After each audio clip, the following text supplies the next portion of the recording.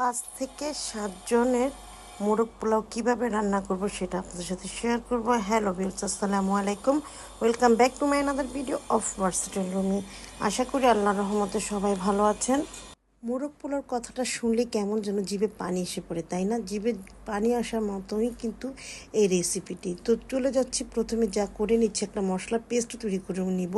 1 table চামচ পরিমাণ মতো পোস্তদানা, 3-4 টুকরা জয়িত্রী, আর 2 টেবিল চামচ পরিমাণ মতো বাদাম, যে কোনো বাদাম দিতে পারেন, 1 টেবিল চামচ পরিমাণ মতো কিশমিশ, আর একটা জায়ফল। তো 4টা পেঁয়াজও নিয়েছি, পেস্ট করে নিচ্ছি এগুলো। তো চুলায় একটি প্যান বসিয়ে দিচ্ছি।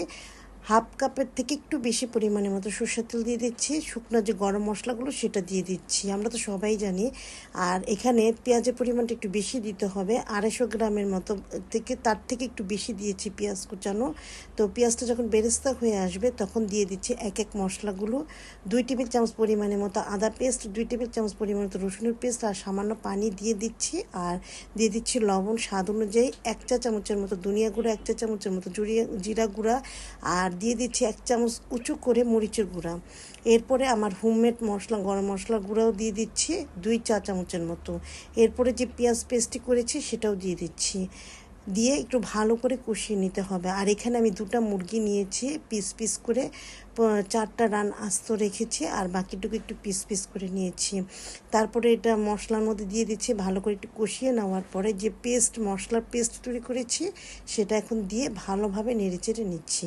এরপরে দিয়ে দিচ্ছি টক দই হাফ কাপ পরিমাণের মতো, দিয়ে ভালোভাবে কষিয়ে নিয়ে ঢাকনা দিয়ে ঢেকে দিব। যে মশলাগুলো অ্যাড করেছি তাতে কিন্তু মুরগির মাংসটা নরম হয়ে এসেছে। এরপর 4-5টি কাঁচামরিচ আর 2 টেবিল চামচ পরিমাণের মতো টমেটো সস দিয়ে দিচ্ছি চিনি আর কিশমিশ। এরপরে 2 টেবিল চামচ পরিমাণের মতো দিয়ে দিচ্ছি ঘি।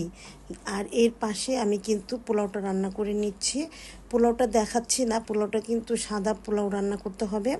তারপরে যখন হয়ে আসবে সাদা পোলাওর উপরে এটা রান্না করা মোরগ মাংস, মানে যাকে বলে আর কি, মুরগির মাংসটা এখন বিছিয়ে দিচ্ছি। আর পোলাওটা কিন্তু মোটামুটি হয়ে যখন আসবে তখন এটা দমে দিতে হবে। সব মশলাও দিয়ে দিচ্ছি, দেখুন এভাবে বিছিয়ে দিতে হবে। বিছানোর পরে আবার কাঁচামরিচ দিয়ে দিব, আর 3 থেকে 4টি ডিম আমি এখানে নিয়েছি, আর পেঁয়াজ বেরেস্তা দিয়ে দিচ্ছি উপর থেকে। তারপর গোলাপ জল দিয়ে দিতে হবে 1 চা চামচ পরিমাণের মতো, বেশি গোলাপ জল দেওয়া যাবে না, তাহলে কিন্তু টেস্টলেস হয়ে যাবে। এরপরে দমে দিয়ে দিব এটা 20-25 মিনিটের মতো। ব্যাস, আমার রান্নাও কিন্তু শেষ। এভাবে একদিন মানে বাসায় তৈরি করে দেখবেন। আর আমার বাড়িতে কাজ চলছে, তো তাই ঝটপটভাবে আমি তৈরি করে নিচ্ছি। আজ এ পর্যন্ত, সবাই ভালো থাকুন, ধন্যবাদ।